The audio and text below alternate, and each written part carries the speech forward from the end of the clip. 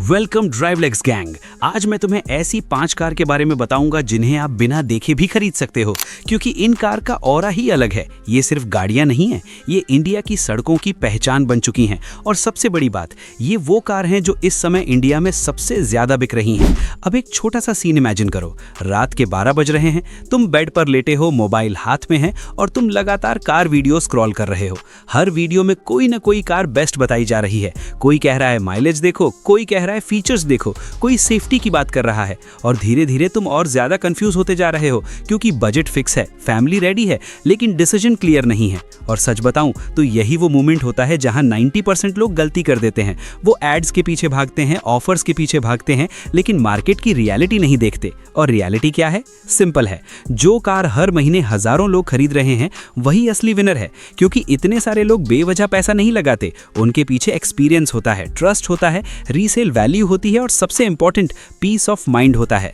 तो आज की इस वीडियो में मैं तुम्हें ऐसी 5 कार्स बताने वाला हूं जो सिर्फ पॉपुलर नहीं है बल्कि प्रूवन है, जिनकी सेल्स स्ट्रांग है, जिनकी डिमांड रियल है और जिनको लेने के बाद रिग्रेट होने के चांसेस सबसे कम है। और वीडियो के एंड तक तुम्हें खुद समझ आ जाएगा कि तुम्हारे लिए कौन सी कार परफेक्ट है। अब शुरू करते हैं उस कार से जिसने क्वाइटली आकर मार्केट का पूरा गेम बदल दिया।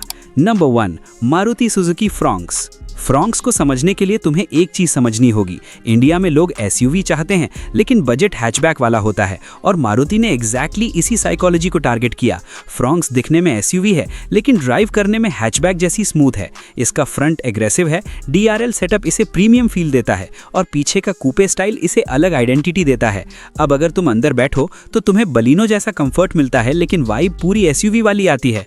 अब इंजन की बात करें तो इसमें टर्बो पेट्रोल ऑप्शन भी मिलता है, जो इसे बाकी मारुति कार से थोड़ा स्पोर्टी बनाता है। और माइलेज तो एक्सपेक्टेड ही है, अच्छा ही मिलेगा।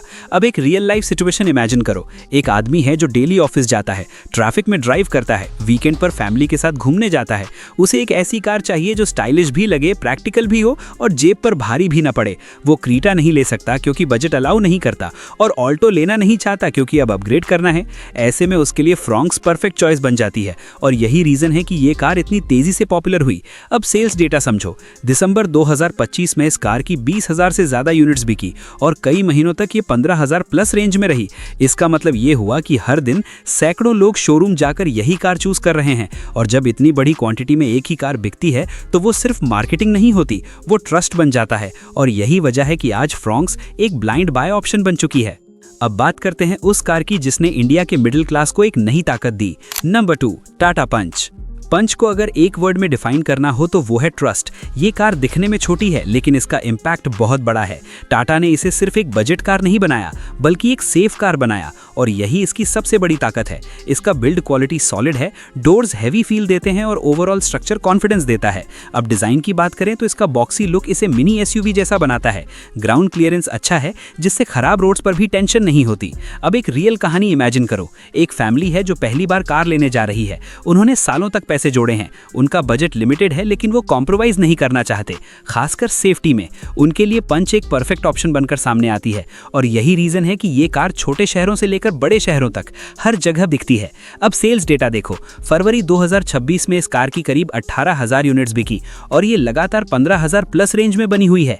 इसका मतलब ये सिर्फ एक प्रोडक्ट नहीं है, ये लोगों का भरोसा है, और जब कोई चीज भरोसे पर बिकती है तो वो लंबे टाइम तक टिकती है। अब तीसरी कार जो नई जनरेशन की सोच को रिप्रेजेंट करती है। Number 3, Hyundai Exter. एक्स्टर एक ऐसी कार है जो प्रैक्टिकल से ज्यादा इमोशनल डिसीजन बन चुकी है। Hyundai ने इसे डिजाइन करते वक्त ये नहीं सोचा कि सिर्फ एक और बजट एसयूवी बनानी है, उन्होंने सोचा कि कस्टमर को वाओ फील देना है।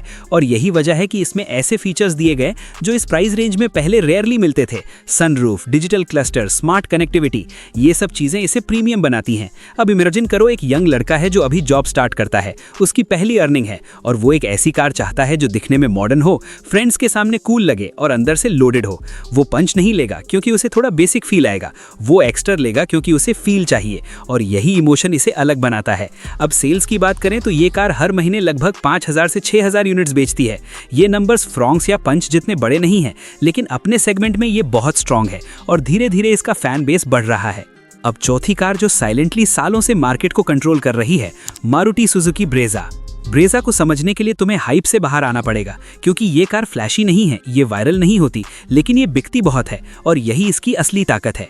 ये उन लोगों की कार है जो रिस्क नहीं लेते, जो एक्सपेरिमेंट नहीं करते, जो सिर्फ एक रिलायबल मशीन चाहते हैं जो सालों तक बिना टेंशन के चले। इसका डिजाइन सिंपल है लेकिन मैच्योर है, माइलेज अच्छा है, सर्विस नेटवर्क मारुति का स्ट्रॉन्गेस्ट है और रीसेल वैल्यू भी हाई है। अब इमेजिन करो एक आदमी है जो फैमिली के लिए कार ले रहा है, EMI चल रही है, रिस्पॉन्सिबिलिटीज हैं, वो कोई रिस्क नहीं लेना चाहता, उसके लिए ब्रेजा सबसे सेफ चॉइस है। और यही रीजन है कि ये कार आज भी हर महीने 12,000 से 15,000 यूनिट्स के बीच बिकती है। ये कभी अचानक टॉप पर नहीं आती, लेकिन ये कभी नीचे भी नहीं जाती, ये हमेशा गेम में बनी रहती है और यही कंसिस्टेंसी इसे लेजेंड बनाती है।